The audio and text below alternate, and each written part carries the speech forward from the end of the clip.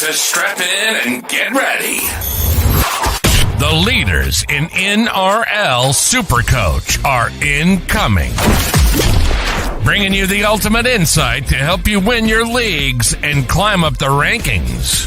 You're now listening to the Insight NRL Show with your hosts, Brain, Mattrix, and Whisperer.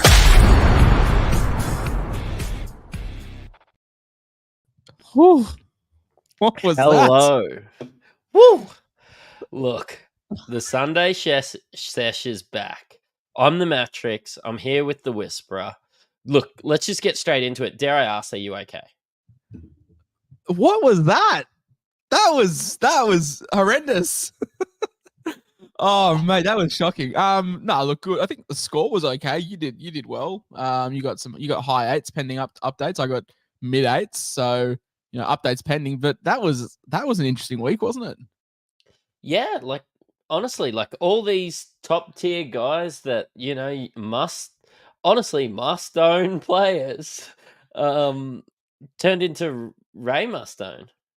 Yeah, they were duds. Literally, we got off the back of Vegas and we were like, oh, everyone's flying. Turbo gets 80, Trell gets 110, Ola Kawatu gets 100, Reece Walsh gets 80. We're like, oh, sweet, this is great. Manu with 100. We're like, okay, cool. If they can do this in round one on the small field, boy, what's going to happen when we get back to the NRL, when we get back to proper fields? We're going to kill it. And then we started off with probably the most anticipated game, arguably the best captaincy option on paper, which was KP against the Raiders. And there was a good old-fashioned sticky shootout, and he came in and just mauled the Knights, and KP got 50. And that set the tone for what was going to be a horrendous week. Oh, you know what? At first you look at that and you captain KP and you're like, oh, man, I have stuffed up. But then it just went from bad to worse. I'd not for a 50 captain. Literally, if you captain KP, you're sitting there thinking, fuck. I'm going to lose so much ground. So much ground. And turns out he was the best of the lot. But yeah, obviously, here to wrap up the week that was. Thursday night, the Knights 12, the Raiders 28. Led by Zach Hosking of all people. So we're getting the week off onto a great start. He had 92. Albert Hopewade with a 79. Rapana with a 70 playing fullback. Frizzell with a 74. These are all players that we definitely had a lot of in-depth research on in the preseason and were definitely relevant. And you should have definitely had them. Yeah, look, I have been, heard to be said that if you didn't start with Jamal Fogarty, then you should delete app. So, mate, 63 for the Fog was elite halfback scores this week. It was mental. And obviously we've got the Supercoach World Cup, and so we've had all of the Insight AFL guys in the NRL channels going is this normal? Is this what we expect? And it was just shocking. I think that the bright spot was obviously Morgan Smithy's 58. He looks unreal. He had a 58. He played 69 minutes. Nice. Had a HIA. We were all worried about that. But they were some of the most boring 58 points that you'll ever see. And I don't expect that to stop anytime soon.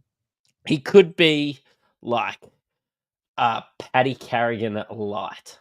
Oh, good call. Yeah, just someone that just pumps out work, very consistent PPM, no attack. He was playing, it was a little bit of ball playing at the back end of the game.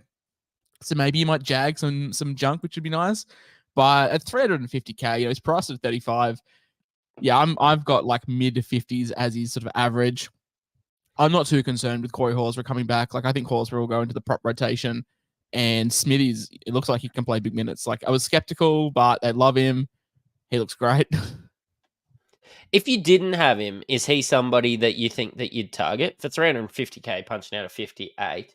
He's not going to win you leagues, but he's going to generate some cash, and it seems pretty safe. Yeah, I mean, 200k cash. It's I think that's worth the trade. Obviously, we'll do our Tuesday show where we'll go more in depth about trades. You don't want to, or my strategy is don't go early in round 2, round 3. Yes, sorry, round 3. Yes, definitely correct your mistakes then. But after round 1, you're really only looking at these cheapies that you've missed out on, or injuries and suspensions. And obviously, we'll get to Spencer on Tuesday when we know more about his sort of role. Yeah, I mean, Joe Tarpany didn't play big minutes. He scored 59. I think that was just a case of how good Smithies was and how many minutes he's now commanding. So I think Tarpany's relevance with Smithies in the side is probably not like if you started with Tarpany, I'm not selling him, but I'm not expecting like a high 60s with Smithies in the side. But let's talk Danny Levi because 9 points at halftime. Everyone that doesn't own was like on social media giving everyone the ha-ha and the poo-poo.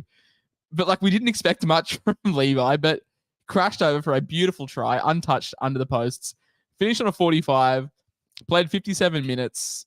I mean, if he's getting me... Look, he had a lot of negatives. I think he had 4 missed tackles, 3 penalties conceded and an error. Like, you're not going to bank on that every week. So if he can punch you out, 30? I'll take a 30. Write this down. This is the first and last time I will ever start Danny Levi in Supercoach. And it worked out. Like, can't believe you played him. It's so janky. He's my starting hooker, ladies and gentlemen. The only other player of like real relevance, obviously Ethan Strange, scored a 28. We didn't really expect much else from a non-dominant half cheapie. I think like he'll build into it. The most promising thing was that he was named and the Raiders looked really good and they won. Like the last thing we wanted to see was him get named and he looked shit and the Raiders get pumped 40-0. I think really positive that he gets named and he starts. I think his job security is pretty good for the foreseeable future. Not a guy that I'm playing, but similar to Isaiah Katoa last year, like he'll have one good game where he'll score 50, 60 and that'll really get that cash gen happening. I'll just mention Xavier Savage because he's owned by people as well. He got 43. I know he wasn't on our radar, but because we were a bit worried about job security and everything with Seb Chris coming back. But yeah, look, on the wing got 43, but the Raiders scored 28 points and they do that, what would I say, once in a blue moon? Yeah, he definitely. I know he definitely scored a try. I'm just quickly having a look to see if he got the line break with it as well.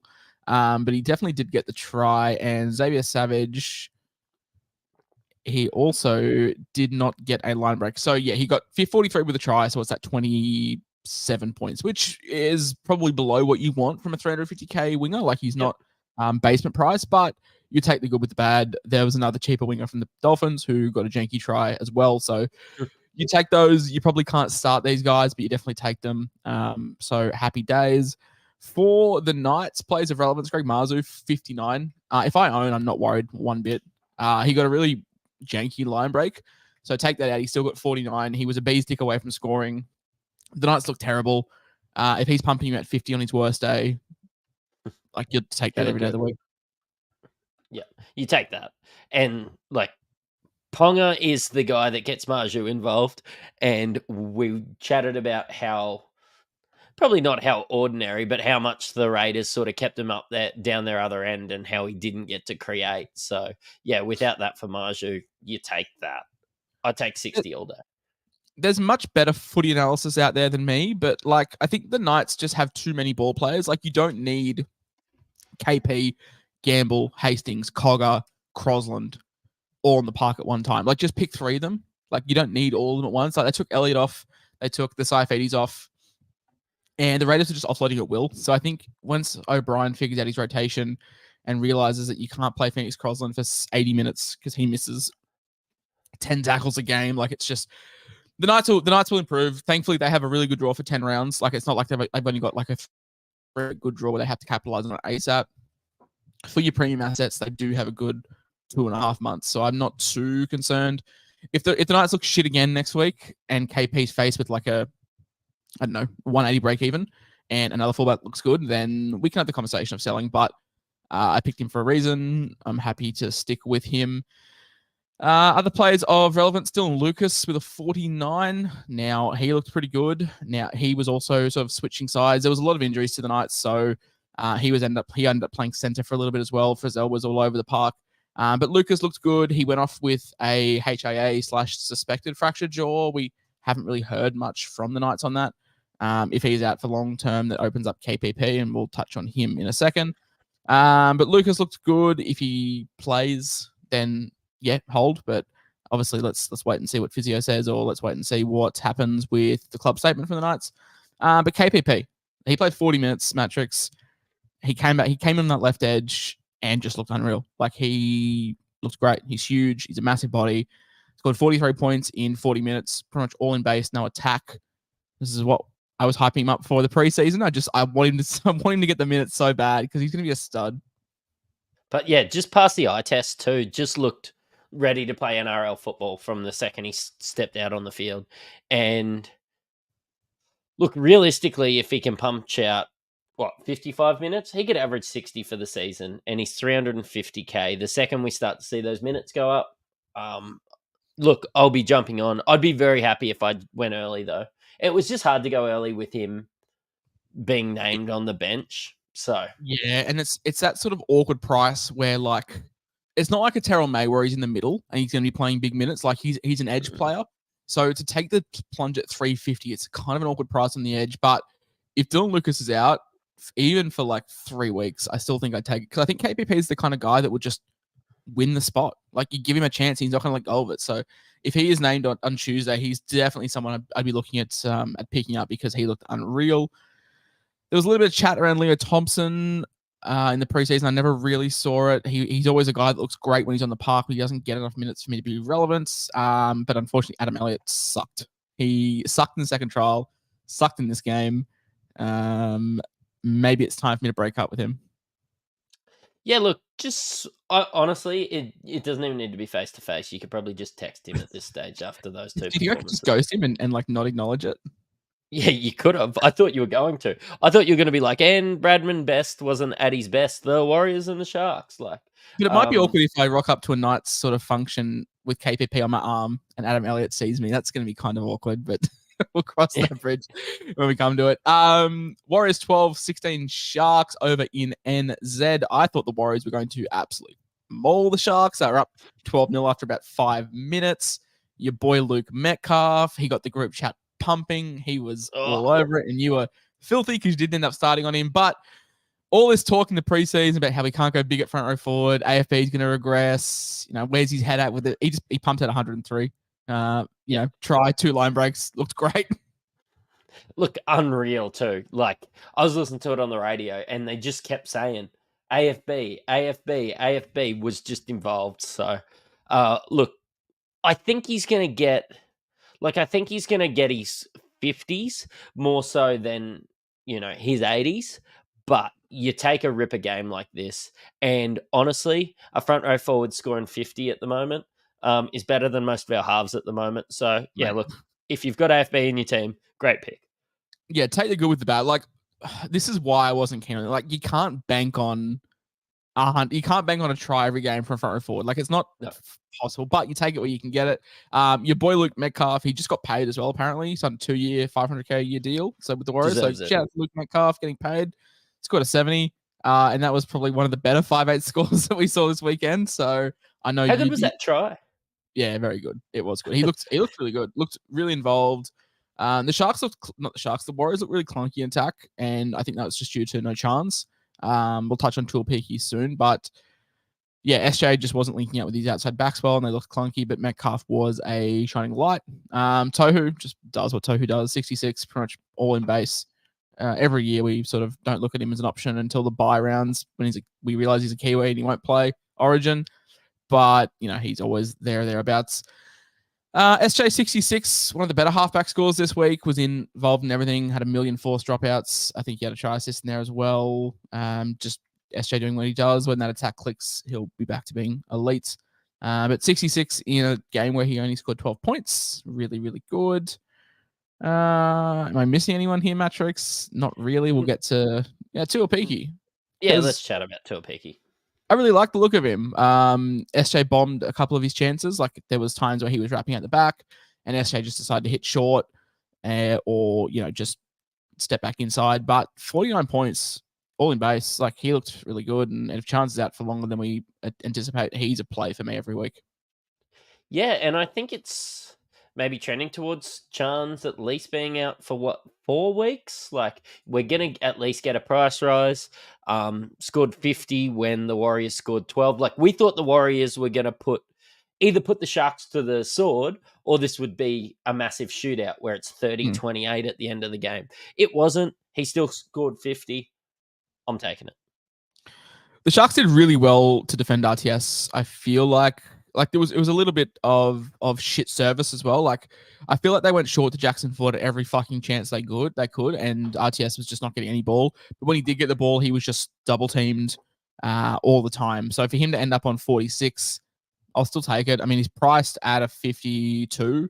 So if we're getting 46 on a bad day, I think the good days will be there. Like I don't expect a Valentine Holmes type ceiling, like a 100-point game, but I think we'll get more 80s than we will 30s. So take that every day of the week. Wade Egan, man, I feel like Wade Egan, every game he's with the trainer. No matter what, just something happens. You know, there's a barometric change in the atmosphere pressure, and he just goes down. It's a full moon, he just goes down. Like something, the wind changes direction, and he's just like, passed out on the ground. Just he's done. I don't know he just is always injured.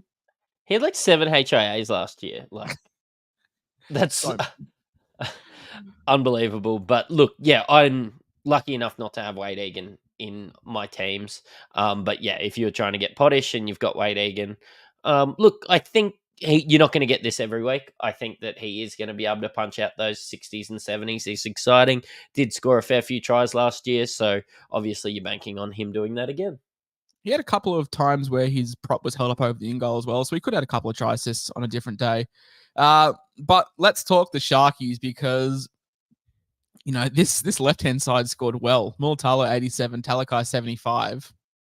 Like, you saw that, you would have thought Hynes would have had a great game, but Hynes was a weird one. He was scored at a 16, was upgraded to a 34, and then downgraded to a 26. Scoring was all over the place for him. I think he was. It sounds so weird to say this. I think he was the best player on the ground, like in terms of just like defense, like what he gave the Sharks in defense. He was elite, but it just didn't translate. And I don't know. Like I feel like I don't want to be a hindsight hero, but like surely we expected him to struggle. Hindsight hero. Nico, yeah, exactly. Nico hindsight hero. But like going into New Zealand with a quad sort of issue, like we knew this was going to happen, didn't we? I didn't expect a 26. Like I expected like a 50. But like I'm not panicking just yet. Like yeah, I understand that Trindle takes some usage away from him, but we knew this. Like it's not new information. He has the Bulldogs and then the Tigers. Like I can't sell. I just can't. Look, I'm not going to either, but it's not like Trindle set the world on fire. Like it was just Nico Hynes, 26. He's kind of done it before where he's faded away a little bit. And like you said, he's injured. The Warriors defended really well. Look, yeah, I'm not panicking because he's one of the few people that can probably cover his break even when his break even goes up to 140. It's only like his break even's only like one. I say only, it's only 140. Like he could definitely do that. But like I'm not concerned because no one from the Sharks spine scored well. Like Brayley scored a 46, which was just all in fucking tackles, no attack. Hynes with a 26, Kennedy with a 23, Trindle with an 18. Like none of the spines stood out. So it's not like, oh crap, like did we miss out on points? Like the Sharks just were not good. And that's okay. Like bad games happen. Let's just chill out. I'll tell you who wasn't good. Royce the choice. Not good. He is not the choice. Oh man, Keenan Palacia outperformed him. That's saying something. But I think once we all saw Terrell May like kill it in Vegas, like our plans just shifted straight away. So 1 week play on Royce the choice, it just didn't pan out. No one else from the Sharks I would love to talk about. McInnes scored a 54. Didn't play big minutes. He was the first one. Royce was the first one to come off, and then McInnes came off for some reason. They brought on Jesse Williams, and he played big minutes. Oregon Kafusi played big minutes. So I think a lot of these coaches are just working out their rotations. And yeah, unless you're like a bona fide gun, unless you're like a Tino or a Haas or an AFB, like you're gonna have some fluctuations in minutes to start the season. So overall, I'm not too panicked about Nico. Like if he comes out against the Bulldogs and sucks again. Like if he gets a 40 but looks really good, I will just hold. Like if some centers drop the ball or Mulatalo just like gets taken out of touch, like it's the eye test for me next week with Nico. And I don't want to be blinded, but we picked him for a reason. We knew that he is the first or the second best halfback, depending on how you want to look at it. Like we know all this stuff. If he comes out next week and scores a 40 but looks dreadful, yeah, let's have the conversation of selling him. If he comes out and scores a 40 where he's putting his edges through a hole, but the fullback's just making a ridiculous try saving tackle, or he gets an overlap and center just drops it cold. Like, that's when I'll hold, because I know that the variance comes and swings and roundabouts. So, yeah, I'm not too fussed about him at all. But yeah. You did mention like Terrell May, and he's definitely in my plans now. But wanting to go cheap at front row forward, I was looking at the rotation of a lot of these Sharks guys, like whether it be Royce Hunt, like he was the cheapest of them too. But Oregon Kaufusi, he was starting in that as well. You start to get a little bit excited in these cheap mid-range guys, but when they name a 4-forward bench, I'm probably just drawing a line through all of them. Yeah, that was my point. Like, the minute I see an 80-minute hooker, like, that's why I guess Sean Kepi's different, because his PPM was like so good in the trial. But like, any one of these teams that names a an 80-minute hooker and a 4-forward bench, it's very hard to pick them unless you're a Tohu Harris, or unless you're an AFB, or unless you're a Payne Haas. Like, these guys that are solidified in their position are going to struggle with minutes with 4-forward benches. But we knew that. It's just sometimes when you look at the price and you're like, oh, fuck, what if they can just get another five or so minutes? But yeah, like, it's not the end of the world. Like, if you've paid 400K for a front forward and you get your 40 points, it's not a trap, because you're not losing money on him. You're just not making any, which is sometimes fine. Most boring game of the round. Like, there was so many drop balls in this game. Like, this game, it was giving me an aneurysm, and it was a Storm 8-0 Panthers. Top scored by Isaiah Yeo. And if Isaiah Yeo's top scoring your game, then some fucking troubling things are happening, because it was just a game played all down the middle and nothing happens. But he scored a 67 all in base. They look like the 10th and they look like the 12th and the 15th teams playing. Like, literally, these did not look like two top 4 teams. Just drop balls galore. Like, it was just unreal. And it was in Melbourne. And it's like, not like it's a 35-degree Saturday afternoon in fucking North Queensland. Like, it was nighttime at Melbourne. Like, it's not that bad. Apparently it was a bit dewy. Yeah. I was gonna say dewy and humid, but I don't know. Like, teams of this quality, you expect much better. But again, Penrith have won the last 3 comps. They've been to the last 4 grand finals. The Storm are, always there. Like, I'm not worried. It was just a shit game. And that's the thing I want to say to people. Like, bad games happen, but the problem with this round was everyone's bad game came at the same time. Like, most weeks, Cleary will score 140 and Hynes may get 50. And that's fine, because you're carried by the other guy. But the problem this week was everyone had shit scores. Like, it's just, it is what it is. But Isaiah Yeo, 67 all in base. Talon May, 67. He was best on the ground, I think. Like, he was unreal. Tony May looked really, really good. Carried on from his World Club Challenge performance and looked unreal. He could have had so much more. It's a fucking parallel universe when you look down and Sonny Luke is on a 62. Playing about 30 This is what I've got to say about that. All right. Sonny Luke with a 62. I mean, he scored well, but he looked terrible. Like, if you watch the game, his service was shocking. He just kept stifling the attack. Like, he scored very well because of it, but he wasn't good. Sonny Taruva with a 51. No one's owning him. Brian Toto with a 45 all in base, similar to Greg Marzu. Like, he just didn't get a line break. If he gets a line break, he gets the same score as Marzu. So if you own Toto, I'm not panicking at all. But yeah, same thing. Like with the Sharks, like the spine was terrible. Yep. Dylan Edwards, who's a perennial 70 average, he scored 40. Cleary, who's a perennial 90-point scorer, scored 36. Luai, who's good for a 60, he scored a 38. So everyone sucked. I posted this on Twitter. I don't know if I'm delusional or like just crazy, but Cleary getting a 36 when his side scores 0 points. Like, yeah, I'm fine with it. Obviously, I'm not loving it, because I'm looking at his name right now and it's highlighted in orange, which is not ideal for me. I'd prefer it not to be in orange, but look, I'm holding. His draw isn't great, but I'm never selling Cleary unless he comes out and says I have to amputate my leg. There is not a chance in hell that I'm ever selling Cleary. Like, I'll sell Hynes before I sell Cleary. Yep. Look, yeah, and they didn't score very well. Obviously, they didn't score at all. And Cleary does need those attacking stats. He's a halfback. Of course, they didn't come. And it didn't come for Luai. It didn't come for Edwards. Yeah, you've just got to, honestly, sweep it under the rug, squeeze your nuts so that nothing can hurt you over the week. That's the thing that's going to hurt the most this week. And just move on. And honestly, because people might not captain Cleary or Hynes next week, I'm excited to have a look at who I'm going to captain. Yeah, captaincy is going to be tough.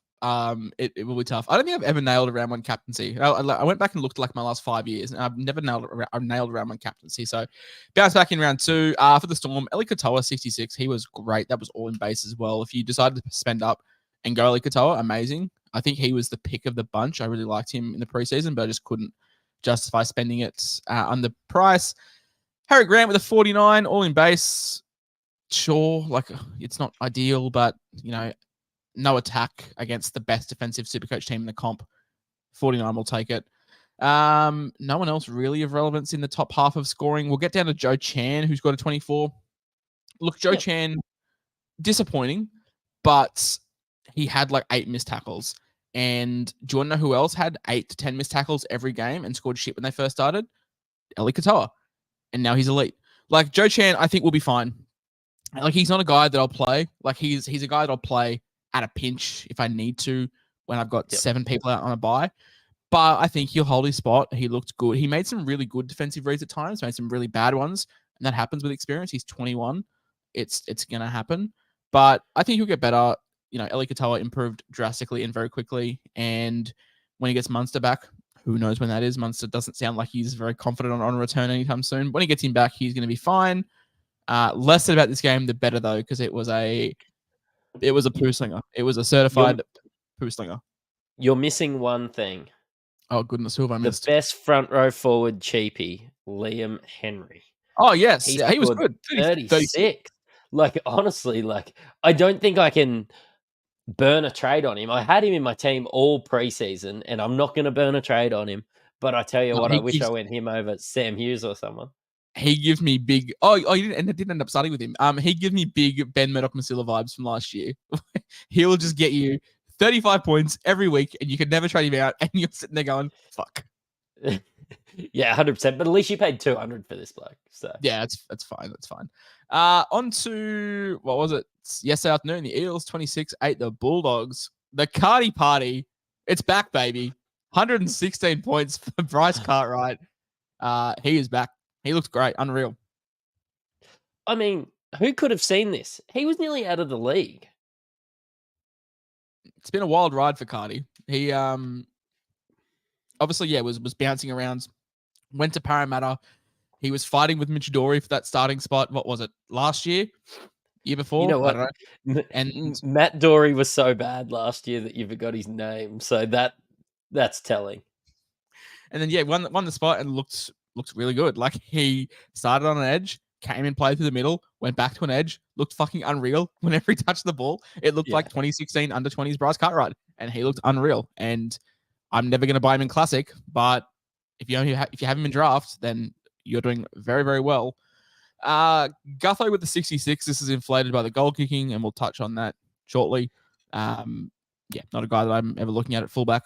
I mean, that's a lie. That's a lie. If Dylan Brown is out for substantial time, or Mitch Moses' groin has ruled him out for like 6 weeks, then there's a world where I can look at Gutho. Ryan Madison, he only played 34 minutes on the weekend, which is weird. Worrying. Yeah, no, I don't know if it's a worry. Like, this has just been Maddo. He's like trending. Like, he played big minutes at the Tigers and then left the Tigers and was starting for Parramatta and playing big minutes. And then Hopgood came along, and he's just been sort of slowly declining. But I think he had a try assist and a line break assist in there as well. But still a reasonable PPM, but yeah, definitely not the Maddo of old. I thought Brad Arthur was going to stick to his word, because at like the 65th minute mark, Hands was still on the bench, and I was like, fuck, maybe he's just doing what he did with Jake Arthur. Remember how he would always pick Jake Arthur and then never play him? I was like, in case there was an injury or something? Or they're up by 40 with 5 minutes left. He's like, you can get on now. Like, I thought we were going to get 80-minute Lussick, and I'm like, oh shit. Are we just going to pick Hands on the bench as a cover? But no, Hands came on, played about 20 minutes. But Lussick still looks really good. He scored a 61. I think he had a 40-20 in there. Had a lot of good runs. With Hands still floating around, though, I just don't think I can do it. Unless, Lussick comes out and looks really good again next week. I mean, not when you've got Danny Levi. But I got some 800k bums thinking out scoring 49 points. If Harry Grant continues to be shit, who knows? How How much is going to cost you to go Harry Grant to Joey Lussick? Said some AFL fans that were watching this week. So much money. Hopgood with a 61 below his standard, and same thing. Like I think with how stacked the forward pack is, I can't really touch any of these guys. But the fiddler, Dylan Brown, 54. He looks. It looked like a turbo from Lucky Vegas. Like he could have had way more. I think Morgan Harper picked up a drop ball and passed it on the inside to Panasini or vice versa or something like Simonson, sorry. But Brown was right there. So in another world, Brown finishes on 79 points and looks great. 54 is fine. He had a try assist with no attack. I think that's going to happen as well. Like Dylan Brown's not a guy that you want as the chief playmaker in your side. So when Moses went down and Brown had to get his hands on the ball way more, it's sort of hampered his game a little bit. So not the end of the world. I mean, 54 we know that's his sort of thereabouts with his base. I think that will improve as the Eels find some consistency. Sean Lane with a 41. Yeah. First game back. Yeah, it's not great. He hit the hole a couple of times, and on another day he breaks through those tackles and scores. But if 41's the worst we're getting out of Lane, then I'm in no mood to sell just yet. You paid that much for 40. You paid that for 40. He got 5 more points than Cleary. Let's put it that way. Great way to look at it. But let's chat Mitch Moses, because far out. If you went him, you were jumping for joy after Hynes got fuck all and Cleary got fuck all, and after 13 minutes he was on 31. You're like, oh boy, here we go. And I was terrified. But did his groin. He was kicking for touch and strained at kicking for touch. And that was basically all she wrote. He had a couple of tackles, but apart from that, did sweet FA and finished on 33. So he had 2 points in 67 minutes, which is not ideal. But if he's out for a while, it's opens up some stuff for Parramatta, and it opens up some opportunities for Brown and Gutho. Obviously, Gutho goal kicking, but it's just unlucky if you went Moses. Like it's just pure unluckiness. Like it I know happens. They didn't. Look, I know they didn't have the cover on the bench, but why, when you're up that much, didn't you just say, "Wait, come on"? Yeah, like hands. Like that was I'm sure weird. Hands can like shovel some passes from first receiver. Like you got Panasini there, just give him the ball and be like, "Cool, just run." Play Matto at, you know what I mean? Like Matto at 5'8". Cardi, like they're ball players. They can play that. Yeah, but I don't know. Maybe it's not that bad. Maybe Moses was just a grade 2 carry on. Yeah, I don't know. Like it was surprising because like 28-6, 26-8, it's flat as the Bulldogs. It was 26-zip with about 15 minutes to go. So it wasn't a close game. Like you could have taken Moses off, and you do have ball players there in Cardi and Matto and even Hands that could have done the job. But I don't know. Let's wait and see. I don't expect him to play. Just quietly. He said he'd be fine, but I don't know. I don't expect him to play with such a turnaround. But fingers crossed, Mitch Moses, he's okay. Question, I guess we can chat about this on Tuesday more, but like probably there's no one at his price. Like he's only $6.95, and like if you have some money in the bank to go get a Terrell May, like Moses is more of a priority to get rid of. Yeah, so it's just a domino effect. I think so.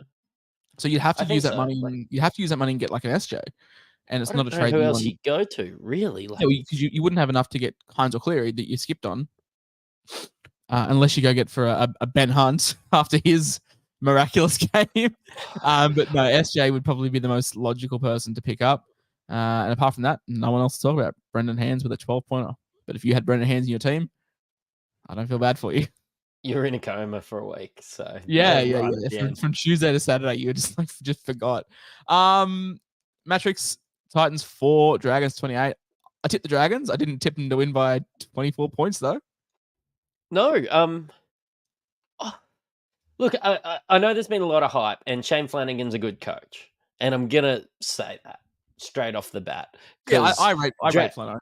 Because Dragons fans are always up me for bagging them out, but like the Titans were really bad. So like I need to see the Dragons do this against a better team before I get all the time though. Like the Dragons are just March premiers.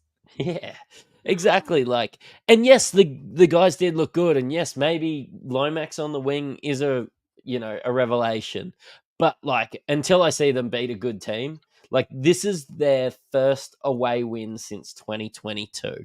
Let's not overreact on these guys. Yeah, without Fafita, without Foreign, without JC, like there was some guys missing, but you know the Dragons looked great. Like you can only play what's in front of you, and they looked really good.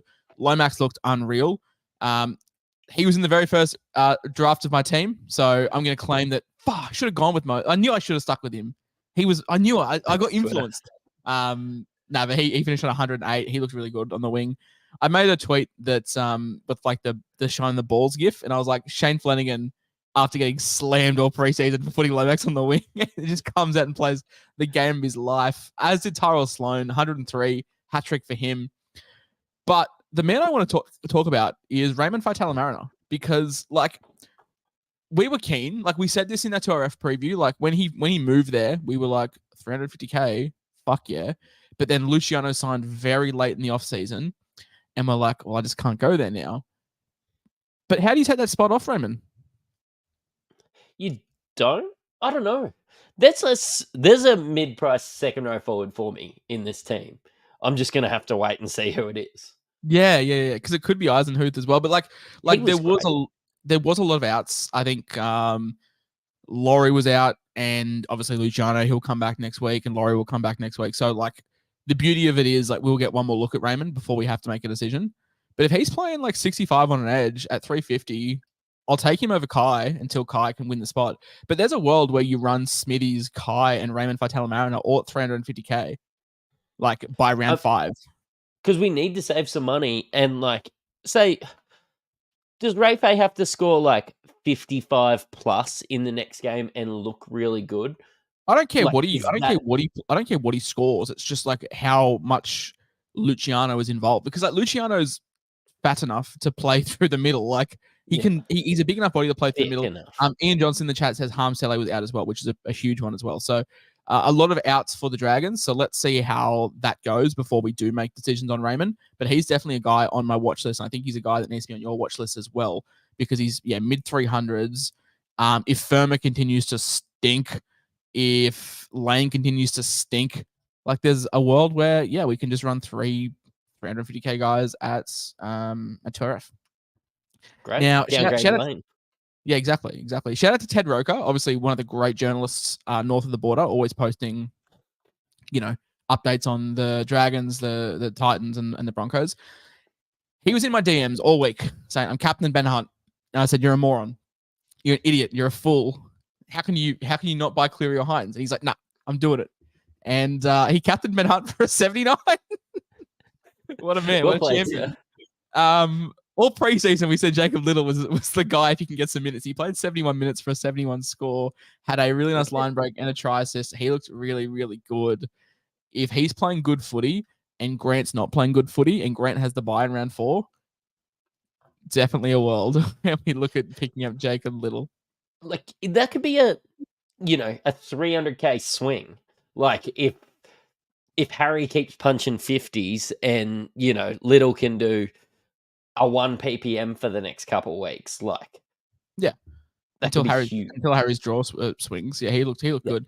As did Tom Eisenhuth. Now he was shifted late in the piece. Obviously Raymond was named on the bench. Eisenhuth was named on the edge, and there was a swap. I think JDB when Laurie was ruled out, JDB moved into prop. Eisenhuth moved into 13, and Raymond moved on to the edge. So, like I said, there's a lot of moving parts here that we need to just wait and see before we make these decisions on Eisenhuth and stuff. And like Eisenhuth sucked in the trial. Like his PPM was not good, but he was playing on an edge. So when he moved into the middle, like he was unreal. He played like 34 minutes straight and pumped out like a 42, and then came back on for a second stint and looked really good. Kyle Flanagan. Right. Yeah, no, let's talk about him. I've eaten, so I'm like trying not to bring up my food. Because when I talk a heap, like it gets really airy inside, so I bring up food.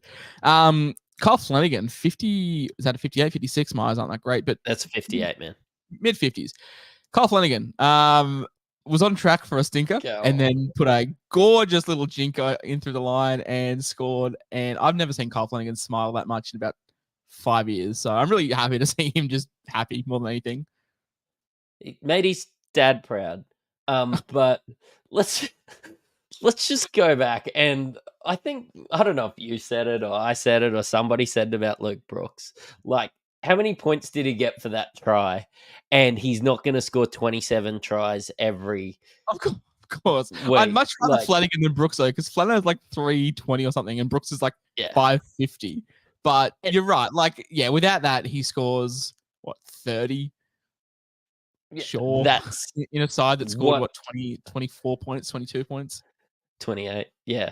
And that's what I expected. Take his try. Oh, yeah. His try, Yeah, if you take that. Yeah. And that's what I expected from Flano. So, yes, like, you dodged a bullet this week if you started Flano.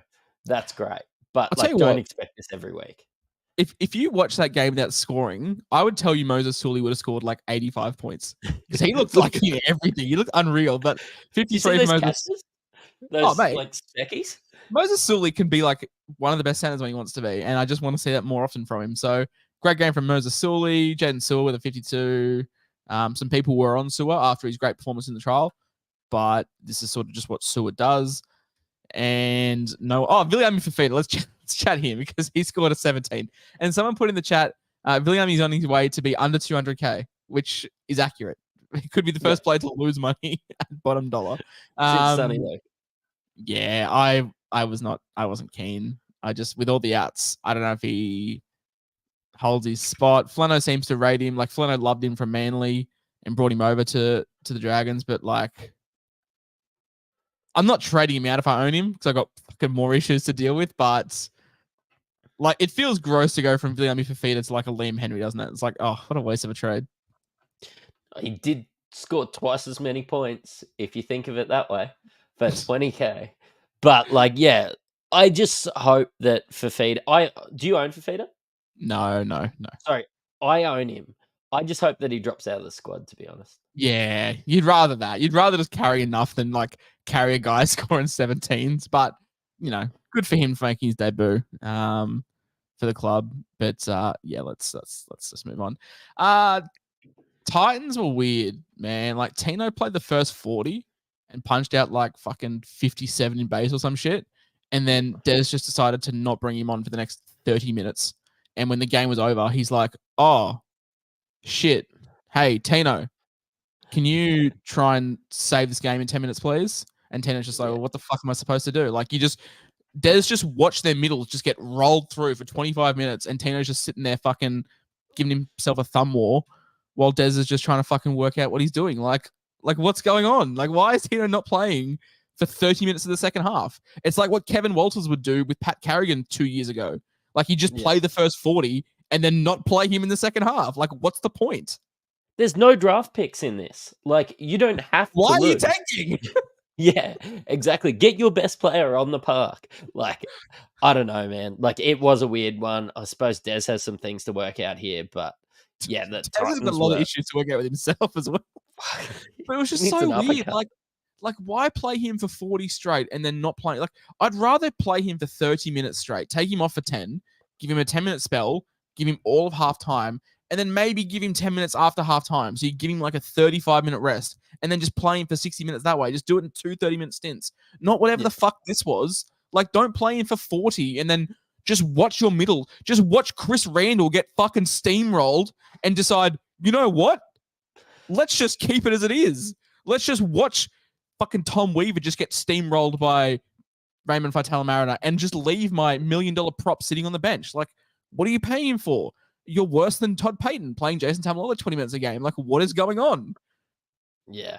Look, it's honestly, if I was a Titans fan, I would have walked out. It was awful. Like, yes, some guys got to run, like Keeney and, Cleese Haas and some blokes like that, but there was nothing. Like, Tanner Boyd is your experienced halfback, and he just never at any point looked like he was going to grab the game by the ball.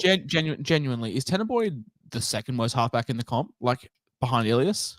Like, he has to be. Yeah, he's terrible. Behind he's not good. Ilias.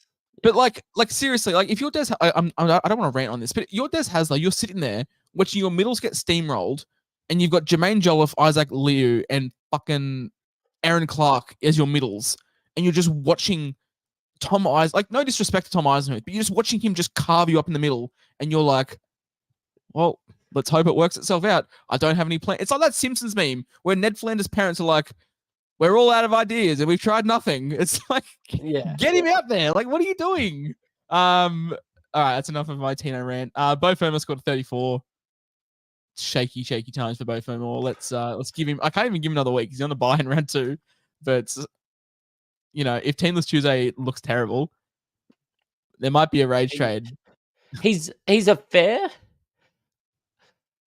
460k is a lot of money in second row this year. Yeah, I mean, positive he was playing on the left. Like he had no Kieran Foran. Like he had Weaver giving him the ball. No disrespect to Weaver. Foran played, I would have played him. I would have had him. Yeah, but I saw Foran. I should have taken him out. But I think the problem was, like, full transparency, people that are watching and listening, like I ended up caving in and buying Fermor. But by this stage in the because Foran wasn't ruled out until like hour before the game day. So I had no one to move him to. Like, I already owned Lukey, and there was no other mid-range guy that I wanted to get, unless I decided to jump on Ray, and I just wasn't confident with Luciano. So, yeah, it might be a trade coming for Fermor.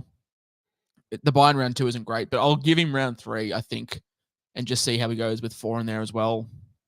But the Titans need feeder back. They need... Let's have a chat, because, like, is Jaden Campbell good enough for you to lose AJ Brimson? Because he's not a center. Like, he'll try his heart out for you all day, and he was the Titans' best. But, like, he's not a center. Is Jaden Campbell really that good? No. Like, AJ Brimson played fullback for Queensland. Admittedly, we lost that game. Our shit time, yes. But, like, is there a world where you just fuck Tanner Boyd off to play 14, and you just run Jaden Campbell at 6 and Foran at 7? Like, do you just try it? I mean, I'd try it. Like, what else is happening at the Titans right now? Like, Tanner Boyd... Bring Toby Sexton back. Oh, please. They're crying out for Toby Sexton. Like, why do you get rid of him? Toby Sexton could come into the comp and be, like, the 10th best halfback at the moment. Oh, 100%. And he's playing... Like a top 50 percentile halfback, I reckon. Yeah. Yeah, and we've got Tanner Boyd's, and we've got Kyle Flanagan's, and... Like, what is happening? Like, the Titans are weird, man. The Titans, like, you have so much money locked up in Fafita and Tino, and they're both excellent players. But it's like you have no fucking spine. Like, you have a fullback and a very old 5'8", and that's it. It's weird times of the Titans. No one else really of relevance that I'm going to talk about. We spent enough time talking about this dog shit team. Kenny? Hey, I mean. Kenny? If you own him, why? He's got 33. It's like in fantasy, at least you get 3 wing fullbacks. Oh, you get him in fantasy, yeah. More that's the only reason I was watching him. Oh, yeah, that's the only reason why I watched him too. But like, he was fine. He's very small. He got targeted a lot with the high ball. You can't give him stick. Like, it's his first game. I'm not going to give him. I'm more just going to give shit to Des Hasler for his crap rotations and always picking Tanner Boyd. But bring back Toby Sexton. And last game of the round, Dolphins 18-43. Cowboys. That has to be some kind of scoregami. 43 points is a very, very obscure number. But, yeah, I'm looking at this Dolphins squad, and I'm seeing the top score of T. Flegler after poo-pooing him all preseason. No, but Hammer's the top score. Hammer with the garbage try. We'll sort them around. But Flegler, like, yes, well done for owners. You got to try. But fuck, man, if your front row is playing, like, how many minutes did he, like, I'll pull it up, but he's scoring 72 points with a try as a middle, and he played... So this has been updated since your notes. So Flegler got 76 after updates. Okay. So he got 76, so I'm still behind, so we're updating. I'll just refresh. But still, okay, so I can tell you Flegler played 54 minutes, which is an uptick in minutes, which what people were hoping, and he got 76, so with a try... He had a couple of tackle busts, so he got a 31-point play. Take that out, he scored 45. Like, that's just what he scored his whole career. We pegged him out. It's good. He scored that his whole career. He moves to a worse team. I think that he could average 50 throughout the year, but you're paying for that. Yeah, I'm like 40. I'm like mid-40s, and that's what I've always sort of thought. Yeah, I mean, well done if you owned him. You got a really cool try. Amazing. But I still think he's me. And like, this isn't like I said on Twitter, especially about like Terrell May. Like, don't dig your heels in and keep doubling down. Like, I'm very happy to move my stance on May. I'm not happy to move my stance on Flegler. Like, nothing showed me that he is going to be at like 10 points of value. Yeah. No, I just can't get around it. He has a trap vibe and he's going to just marinate. You might get a price rise now. That's great. Oh, yeah, but he's like, this year's last round. Well, it's the worst round to score a try because it's the first round to drop out of your average. Hamiso 79. I hate Hamiso. For anyone not following along, in the Draft Stars $12,000 competition, I was winning until like the last 5 minutes out of like 1,000 people, and Hammer just cucked me. I came fourth.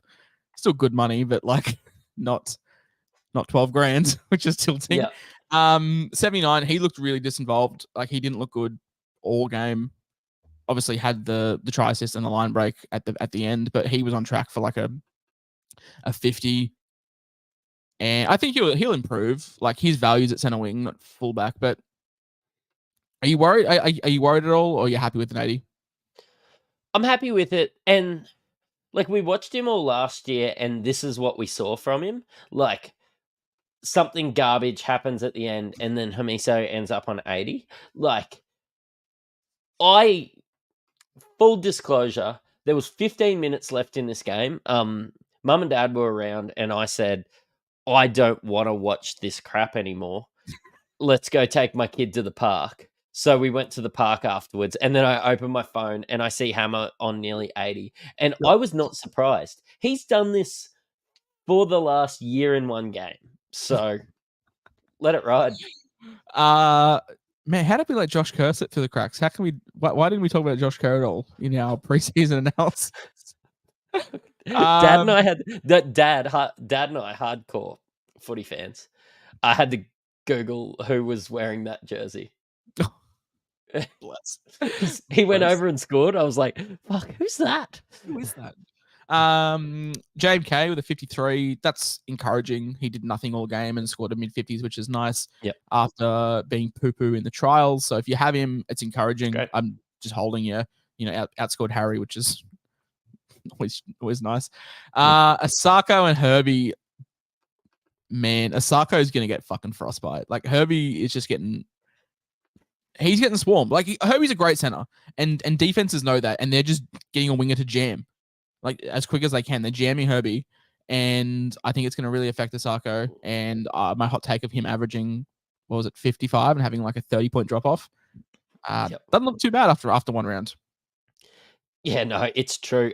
Herbie kind of got Roger Tuivasa checked a little bit in this one. Like, there was so much attention on Herbie, and Herbie looked really good. Like, I was surprised when I opened it up and saw 46, because quite often I like to enjoy footy without ruining by Supercoach. So I'll watch the game. I'm long past that. And then check the score at the end. No, and I was just watching Herbie, and like, I would have said that Herbie had a really good game, but yeah, you're right. He just got swarmed. He just got jammed. Asako's never going to get the ball. If you have Asako, fix this mistake now. Yeah.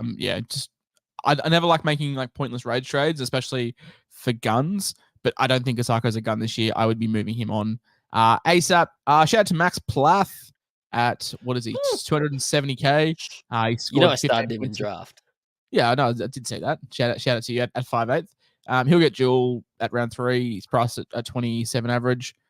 Scored 43, so 15 points of value. Well played if you decide to take a punt on him.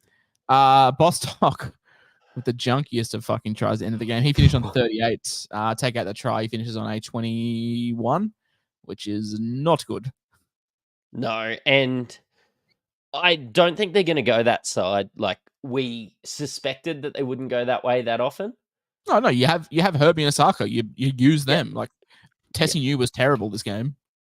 Oh, like, Avarillo could be playing. What's Avarillo done? Like, why the fuck would you buy him and then not play him? Like, he's either had a disrupted preseason with an injury they're not telling us about, or Tessie just had the greatest 8 weeks of his life.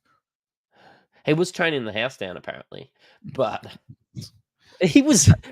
Tessie was good in the trials, but like, yeah, no, Tessie New might not be starting in 3 weeks' time if this is what he's going to throw up.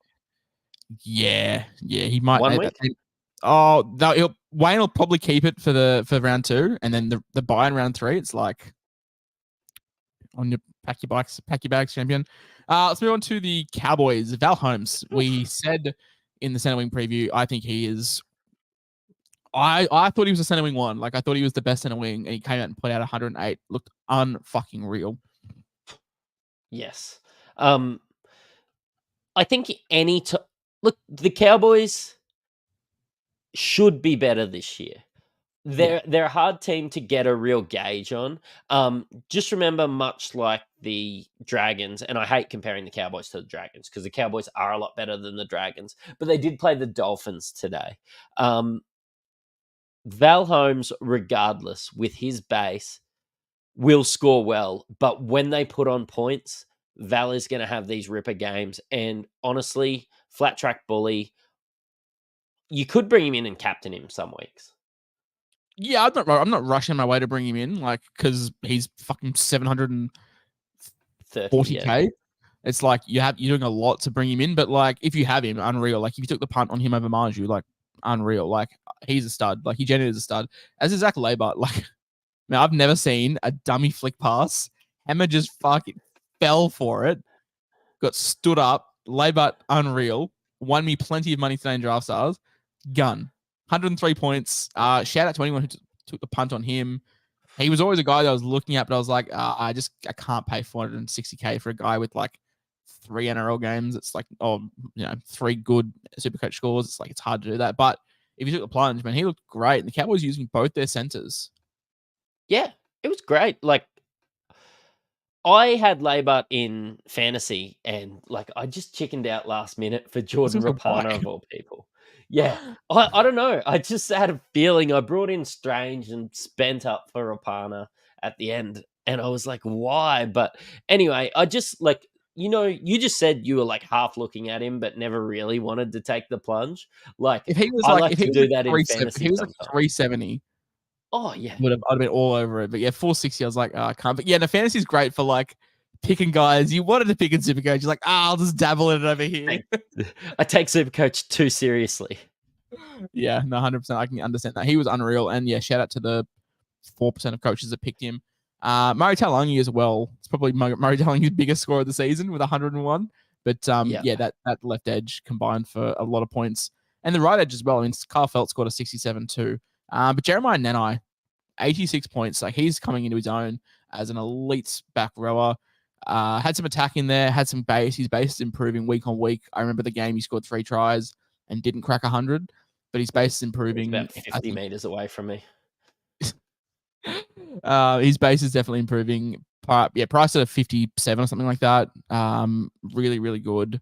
Just, again, all the podcasts you listen to, like none of us were recommending spending up at 2RF, but a lot of them performed, like Ola Kawatsu, Cam Murray, and obviously, guys like Eli Katoa and Nanai.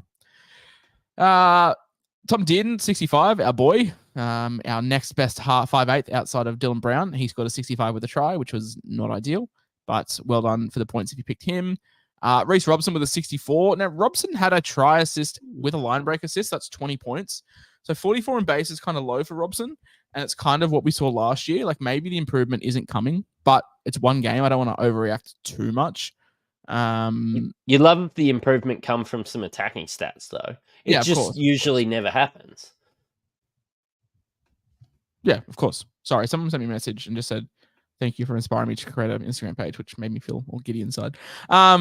Yeah, you want to see the attack come. You want to see the attack come, and you saw it. You got a try assist and a line break assist, so hopefully that can continue. But yeah, the 44 base is probably a tad low and a tad concerning. So, one to watch for Reece Robson. But our boy Helam Lukey, 63 points, cheering. Now it was a wild game for Helam Lukey. Had a HIA with 6 minutes. I feel like every fucking one of my 2RFs this week had a HIA. Unreal. Yes. I think fucking Firma had one. Lukey had one. Smitty's had one. Like all of them had a HIA assessment, and it was just like, what is doing? But shout out to Hamiso for just gifting a Lukey 17 points on a platter. What is he doing? Boy, Blue. What is he doing there? Like this is not a footy analysis channel. Like we'll talk Supercoach, but like, what the fuck is this? Like, does he just back himself into like Maradona it over the defense and just pick it up and run 80 meters. Like he just kicked it into Lukey's hands. And as an owner, I'm like, thank you very much for the free 17 points because it was getting grim. You know what? Uncle Wayne would give Hammer an absolutely massive spray for that. Like, absolutely. He is still copying it. Ian wants to know, how do you play Draft Stars and what is the price to buy in? They actually jumped into my DMs, so we may have a sponsorship coming. I don't want to give away too much. I don't know. They messaged me and said, hey, can we chat with you next week? So maybe a sponsorship coming. Who knows? But we'll give you some more info if that happens. Otherwise, I'm not promoting it for free. Fuck them. Yeah, Lukey with the 63, great. Like, even take the try away, he scored, 46, 47, which is, unreal. He had a very eventful game. Had a HAA, lost 8 minutes in the first half, then was taken off. What was his minutes like? Because I missed the last little bit. Will he play 60s? So he played 59 minutes, and 8 minutes of that was lost to a HAA. So let's say he's probably on track for like 65. But someone in the chat before, it was Ian Johnson again. He came in and said that Lukey's getting eased into an 80-minute role, according to Todd Payton, which makes sense. He missed a lot of time last year with injury. He's still young. They've got Funafuiaki there on the bench.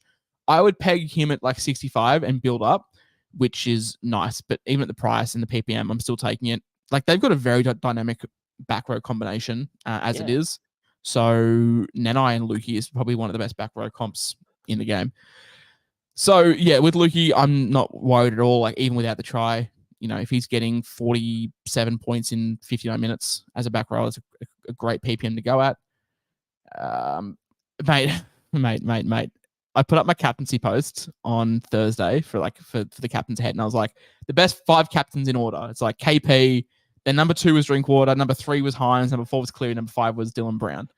All 5 of those guys averaged 42, and it wasn't helped. I was going to say, did they combine for 200 between all 5 of them?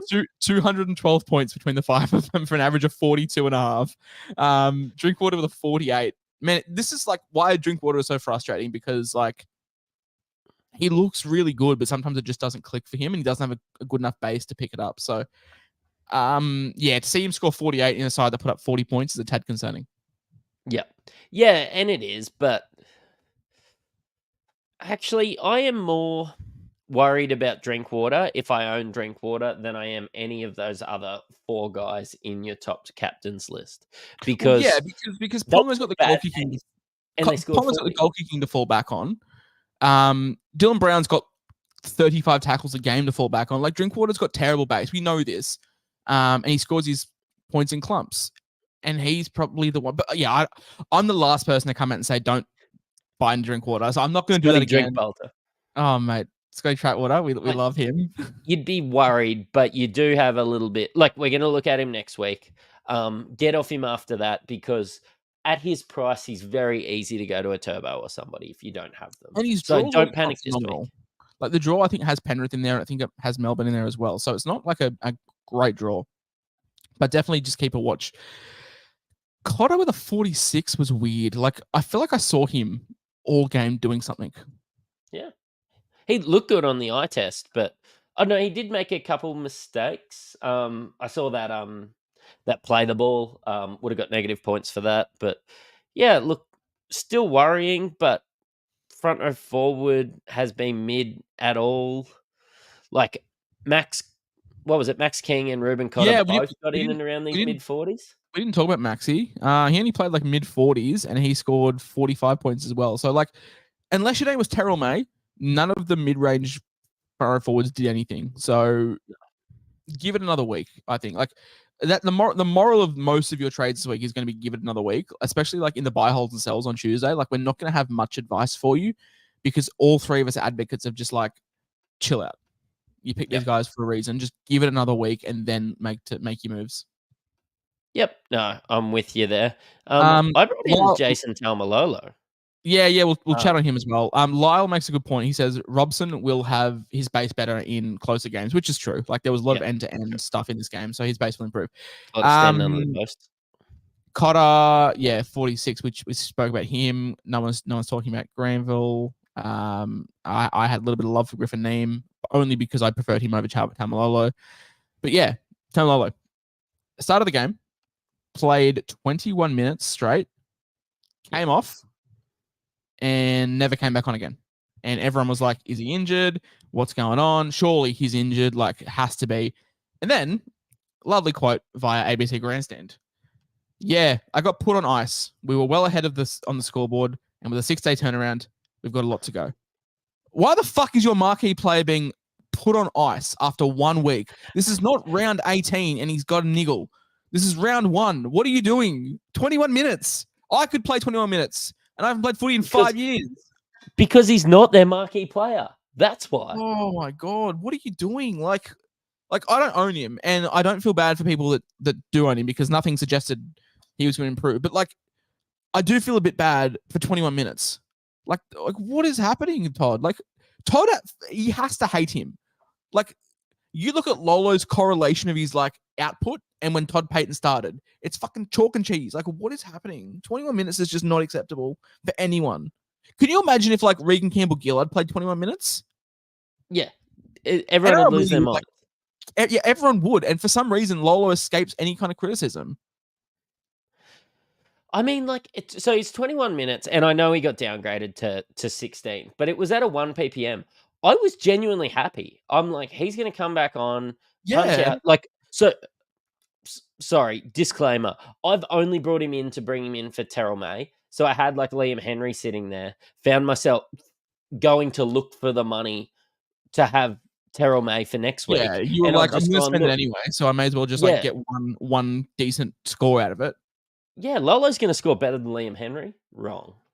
But that was the thing. Like before the game, I was going to make a tweet, and I was going to be like, deep down, I kind of want Lolo to do really well so I can buy him. But like, I've got no interest in a guy who's being put on ice after 1 week, like 21 minutes. Not even like a. And he didn't play in the trials, right? Like it's not like he's tired. No, I think he barely played. But like, not even a 10-minute stint in the second half. Like just 21 minutes and then didn't do anything for the next 60 minutes. Like Griffin Neame got 3 stints. Sam McIntyre got 3 stints. Jack Granville played nearly 50 minutes. Like, what is doing? I don't know. I don't like Todd Payton. It's exciting that Lukey's going to play 80 minutes at some point in his career. Val Holmes is a gun, but I'm staying away from any of those guys because he just has these crazy ideas. Like he just sits there and like would have a game plan. And then at certain points throughout the game, he's just gone, no, I'm not going to do that. I love Jake Granville. Like, I think he's played every fucking position under the sun. I owned him over Sonny Luke last year. He averaged like 40 points. Really, really happy for when I owned him. But like, it's 2024, and why is Jake Granville playing 43 minutes a game? He's 3 years older than me, and I'm ancient. I have my back rolling out of bed. Ruben Cotter played 52 minutes. I mean, Sam McIntyre played 50 minutes a game. Like, Griffin Neame played 35. Fino Fuiaki played 35. But like, it got to the stage where they had Nanai on the right, Fino Fuiaki on the left, and like it was like Granville, Cotter, and Lukey in the middle. And I was like, what is like? I get it, you're up by 30 points, but like surely we're not taking the piss in round 1, are we? I mean, look, if you've bought in Lolo, you just rectify your mistake because he's highly owned too. People are like, so Lyle said Lolo needs to change the scenery, and then Ian said Lolo to the Bulldogs. Can you imagine Lolo at the Bulldogs? Oh, fuck that. Yes, desperate for him. That'd be phenomenal. Desperate for him. Oh, I don't know. Frustrating. Basically, take away from this episode that Todd Payton's a fraud. Des Hasler has no idea what he's doing, and don't sell Nico Hynes. Yeah. Look, I know that this is an off-the-cuff chat, and that's all we wanted to do to make Tuesdays a little bit easier so that we can have some more in-depth discussions. We're not spending an hour and a half doing a recap on a Tuesday. Yeah, exactly. So, yeah, we're getting ahead of the times, but, like, let it be said that you wouldn't let me put Luke Metcalf on the cover. No, I didn't. I wanted the clickbait title of Hynes and but yeah, but also I prefer this because like emotions are still high from SC. Like when we get to Tuesday, it's like boring because we've calmed down. But like Sunday night, we're still fired up. I'm still sitting here looking at Nathan Cleary getting me 36 points as a captain. I'm like, what is happening? You could see the rage in your eyes. But no, it's good. Yeah. Also, Brano's a coward. Brano decided to just pack it in when he had a shit week. He's like, nah, I don't want to do it, boys. He's definitely not sick. He wanted to throw us to the wolves, just thinking that they'd rip us apart for telling people to captain Nico. After Flegler scored, literally the minute Flegler scored, he was like, all right, boys, that's it. I'm done. Yeah. I just mean, like, look, he is a coward. He's not sick or anything. He just can't be here. He wanted us to be like Royce Hunt and just go out there and take the sting out of the game so he can just cruise through. He'll come back on Tuesday. Make a line break on some tired forwards and sit there like Reece Walsh at the end in his pink shoes. That's what Brano wants to do. Yeah, no, I think he is not well. I think he's actually really crook. So, and that was my next point. Like some weeks, most of the time I'll be on because I don't really do much on a Sunday night. But it'll be a rotating cast. Sometimes it'll be three of us. Sometimes it'll be two of us. Sometimes it might only be one of us. I mean, if people are busy. So yeah, there's no real structure to the Sunday shows. It's just us talking about the scores and the week and what we saw. And then Tuesday we'll have much more of a format and structure. Yeah, Ian wants us to play guest the player on Tuesday. We will. We didn't get to play last week because we ran out of time and we spent nearly 40 minutes recapping Vegas. So that's why we wanted to do these Thursday shows. Yeah, and it gets it out of the way. And that's why it's called Sunday Sesh too. Like, Sunday Sesh is going to the pubs with your mates. That's all what we're going to do. Like, have a chat with us, talking about footy. I'm going to be having a beer. It'll be good. But yeah, overall, now the updates are in. How did you score? I scored an 858, and that was with some stinking performances. But early thoughts to me is I only have one trade, which is Lenu to May, and I'm probably not going to move on anyone. Like maybe Fermor, but that's probably it. Oh, I guess we didn't talk on salmon. We didn't talk on the fish. Yeah. You skipped the dogs, and I just didn't want to call you out. Oh, did we? Oh, okay. Sorry, dogs. I scored 884 for the record, guys. So nice. Feeling pretty good about that. You top scored out of the three of us, I'm pretty sure, which was nice for you. The dogs, quickly. Curran's got a 52.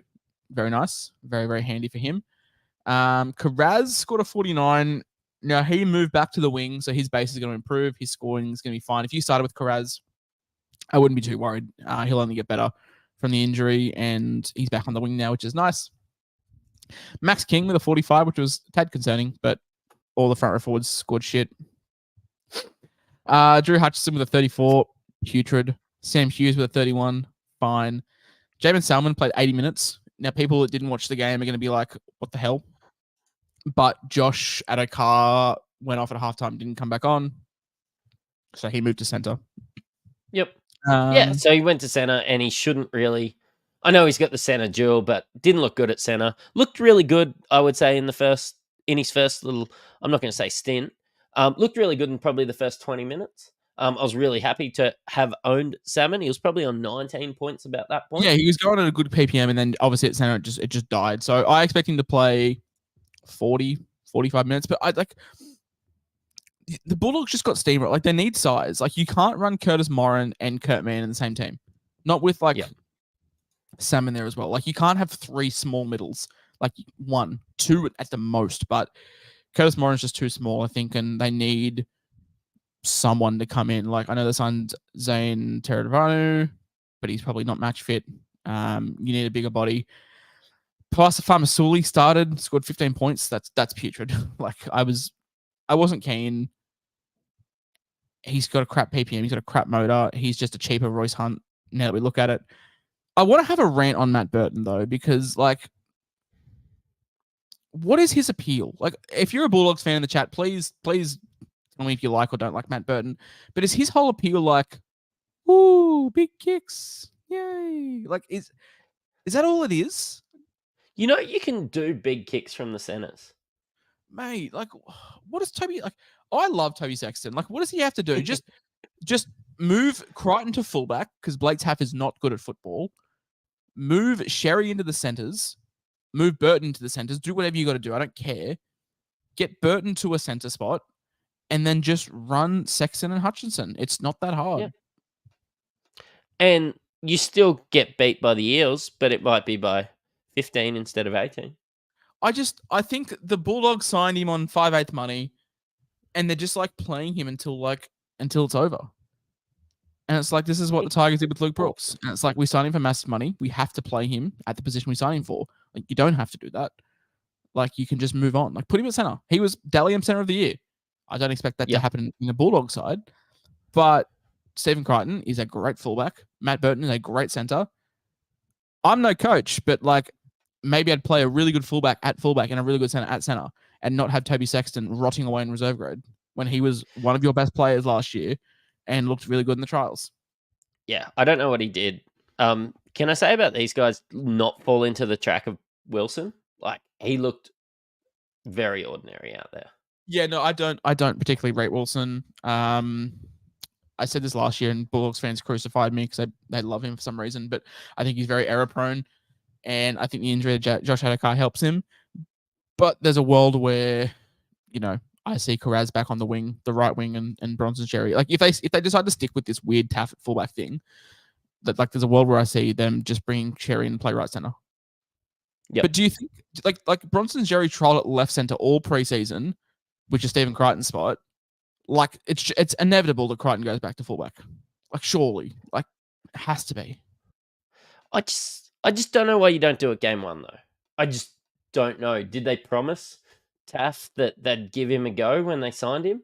But like, you've also got Connor Tracy there. Like, Connor Tracy's a great center as well. Like, he's like, when he's fit, like, it's weird, man. Like, this is the problem with signing 4 million people, and I get it. There was an overhaul, and no one from the 2021 squad's there now.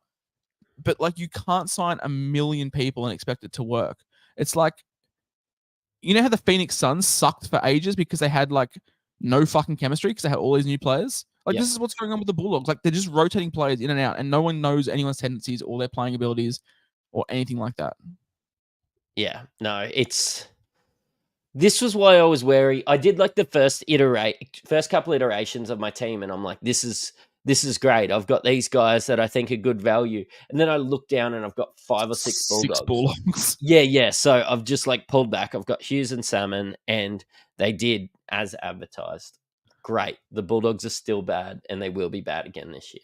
Has Josh Curran showed you enough to trade him in, or is 52 like not enough for you to be moved? Like, because he's priced at a 421. So he's priced at a 41 basically, and scored 10 points of value. But like, is that enough for you to trade like someone like a Statili? Well, it's getting close. I'm gonna have to look at what I want to do with Statili, but I think people are overreacting with Statili. Like, yeah, he was on track for a 45 and then got injured against a really good defensive team. Yeah, and that's it. Like, I'm probably not panicking on Statili. Curran, I wanted all preseason, but then got the panic stations. I'm probably more likely to find 100K over a couple weeks to go Salmon to Curran. And that's a logical thing than Statili. There is a world where I do look at Firma to Curran, because I think Curran's minutes improve as the season go on. Like, I just don't see a world where he plays. Like, I don't care if he's off the bench or starting, but he needs to play decent minutes because he's one of the best forwards. He's the only one with a bit of, go forward about him. Kickout is a passenger at times. Max King's just on his own. Like, Max King has to do it all on his own. I think Sam Hughes was good, and he'll build into the minutes, as the season goes on. But like, you need help up there, and Max is just doing it all on his own right now. So if Curran gets that duel, he's in a heartbeat. Can I say? Yeah, I think I don't know what the goal is, because last year they didn't give duel to. There was one like bench player that didn't get duel because they claimed it was through injury. But if Curran's playing through the middle. Because this is the weird thing, like, they don't give Locks front row forward duel. Yeah. Like, he has to be playing prop, which is, I just don't know if he gets it. But if he does, man, they're straight in. But that's the wrap up for Sunday Done. We had a couple of questions, but I think we sort of answered them all. Yeah, we answered them all on the way. But yeah, we'll be back. We'll be back on Tuesday with a much more structured show with all the segments that you guys know and love. And we'll chat more in depth about trades, captaincies, and the weekly preview. You've listened to an Insight Fantasy Sports podcast. Cheerio.